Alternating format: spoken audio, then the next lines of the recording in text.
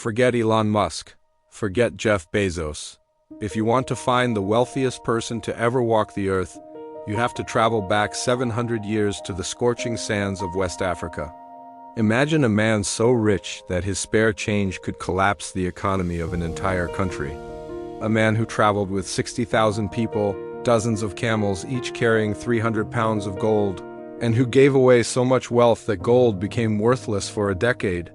This is the story of Mansa Musa, the Golden King of Mali, and how he turned a desert kingdom into the center of the world. In 1312, Musa didn't become king through a traditional coronation.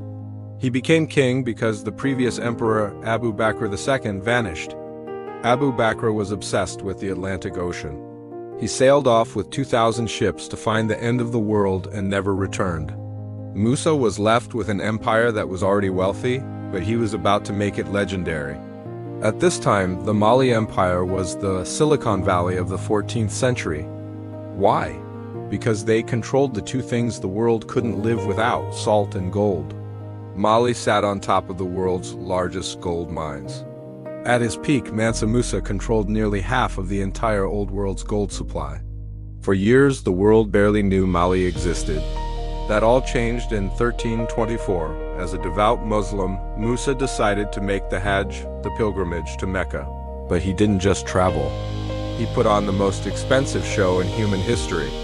His caravan was essentially a moving city: 60,000 men, 12,000 servants dressed in Persian silk, 500 heralds carrying staffs made of solid gold.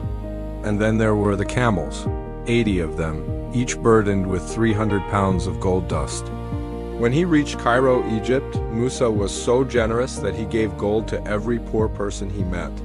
He spent it in the markets like it was water, but there was a problem. He flooded the market with so much gold that the value of the metal crashed. He literally caused hyperinflation in the Mediterranean. It took the Egyptian economy over 12 years to recover from his generosity. Many billionaires spend their money on toys. Musa spent his on legacy.